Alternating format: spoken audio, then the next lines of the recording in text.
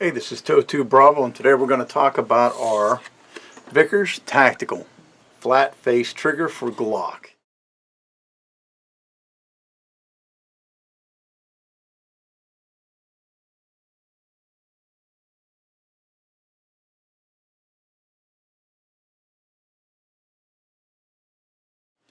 This is my very first flat face trigger, and I've shot OEM up until this point. I spared the install video.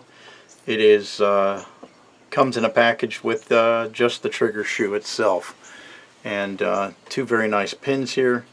Both are stainless steel, and one is for the trigger safety itself, and the other pin is for attaching it to the trigger bar. Pretty simple.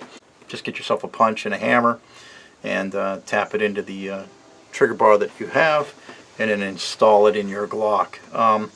The trigger shoe itself is made from the same polymer plastic as the OEM Glock triggers. That's what it's advertised as. It is the same width as the OEM Glock, and it sits in the trigger guard in the same position as the OEM Glock. Once you engage the dingus and you begin the process of the trigger pull, you're still going to have that sponge or that travel till you get to your wall or your rolling brake. So this trigger is not designed to take up any of that initial trigger pull slop. So if that's what you're in the market to get, something to eliminate that trigger pull slop, this is not the trigger to do that. It does advertise that it may have a shorter reset, but the initial trigger pull, that is not the case. So the initial feel for me was kind of odd because my finger gravitates towards the bottom of the trigger, as it does on the OEM trigger, and the dingus is quite prominent at the bottom, so you will feel that. So that takes some getting used to, but it's a very firm, very tactile feel on the dingus. And as you go in, the benefit to the Larry Vickers trigger here is that the dingus actually recesses totally with the trigger shoe itself, unlike an OEM Glock where you have a portion of the dingus that remains sticking out. Take the magazine out and we'll talk about the trigger. You have the dingus, and then you have the initial travel that you would have on an OEM Glock. And on this particular model here, the way I have it set up, you have a rolling brake, so you roll right on through into the trigger, engaging. Now on the reset, we'll let that out so you can hear it. It's very tactile, inaudible, and then fire, so you kind of roll on through. So we'll go through the trigger pull again. So dingus, we go through the creep and the travel. There is no real wall, it's kind of just a roll on through and fire. So just initial impressions are, I mean, it's just a basic trigger. I mean, you're not taking up any space on the initial pull. It feels very similar to the OEM trigger. Now I have everything polished in here, so the trigger pull to begin with was averaged right around 3 pounds with the OEM setup. Now I'm not using the same OEM bar that I was using, or trigger, obviously, because I didn't want to disassemble that trigger shoe off that bar. So this is a different bar, and it's a polished bar also. But what I've found messing around with these Glocks is it's like every bar has its own characteristics. I don't have two bars that are exactly the same. I have variances in trigger pull and feel with all the bars. No matter how I polish them, they seem to have their own personalities, if you would. So this one here is a little stiffer, and it's not as smooth as my OEM Glock feel as far as the trigger pull itself. I haven't measured it yet. Like I said, the OEM setup I had was breaking right at 3 pounds. So I think the next thing we'll do here is we'll go ahead and put this on the trigger gauge and see where we are in the scheme of things as far as trigger pull. So let's flip this over, and let's see what kind of averages we got. So we'll do a 5 pull average. So here we go. Trigger pull number 1. So we're 3 pounds 12 ounces. So we'll enter that data. We will do trigger pull number 2. 3 pounds 10 ounces. Fairly consistent so far.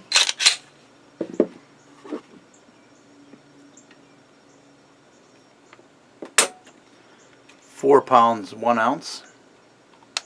That was pull number 3. Pull number 4. 3 pounds 12 ounces. And our 5th and final pull.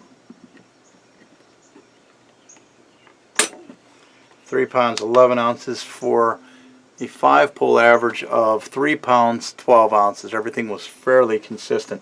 So we have a fairly consistent trigger here, and compared to our Glock OEM setup, which is what I've replaced, we're about 12 ounces heavier on the trigger pull.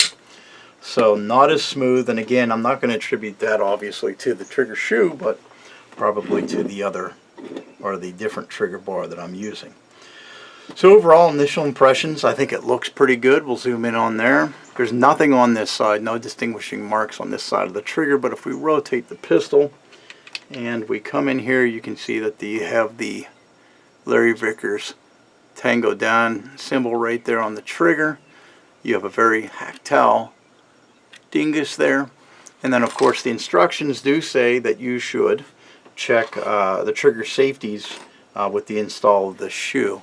So we'll go ahead and do that right now. So the first thing I'll do is I'll try to force the trigger to fire and overcome the dingus, and I'll do my best to hold up here on the top part of the trigger, obviously because the dingus comes up to about halfway there. So I will try to bulldog this trigger to engage, and I'll push on that also, apply pressure to the shoe and try to get that trigger to engage.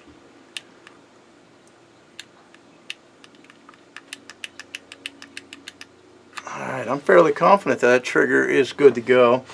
And then the next thing that we should probably check will be the sear engagement to the cruciform ledge, and see if we've got 3/4 or better back there. So we will install the armorer's plate and we will be right back. Alright, we're back and we have the armorer's plate installed here. We're going to zoom in and see what kind of focus we can get there.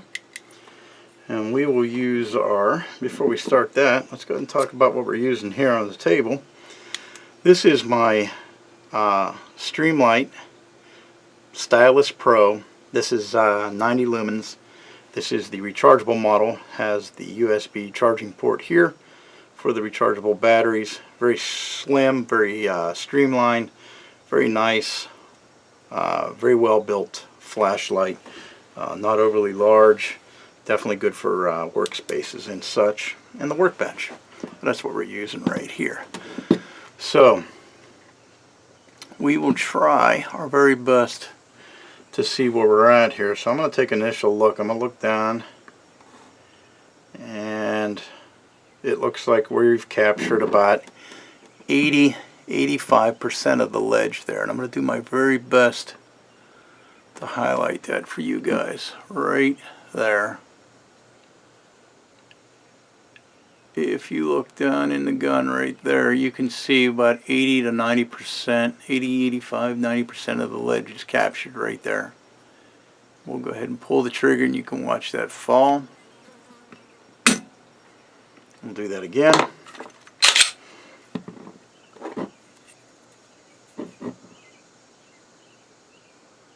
There's a good view of it right there. So it looks like we've definitely met and exceeded the recommended standard for engagement there. So I think we're good as far as that safety is concerned too. Looks good. Very nice. So we're good to go there. So really the last thing for us to do right now is maybe bang the pistol run just a little bit and see if we can get the trigger to engage. I don't think it will with the amount of engagement on that ledge, but we'll do it for just giggles and such. Just see if we can get her to engage. She won't though.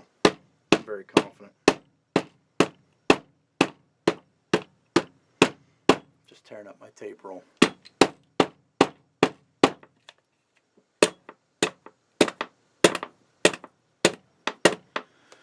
And dingus engagement and trigger. So I am very confident in saying that our new trigger shoe has not affected our safeties in any way, shape, or form. So this is Toe 2 Bravo. These are just my initial impressions. It's a little heavier, but of course I'm not attributing that to the shoe itself. Then again, I may have a little drag on the shoe compared to the OEM, but probably more so the bar that I've put in here. The other bar was a little more refined. But I guess, you know, for initial impressions, that ain't bad. I hope you guys enjoyed the video. I hope it was beneficial. Again, you're not losing any take-up, or you're not gaining anything as far as the slop. This trigger doesn't eliminate any slop, so keep that in mind if you are looking at getting the Vickers flat face trigger.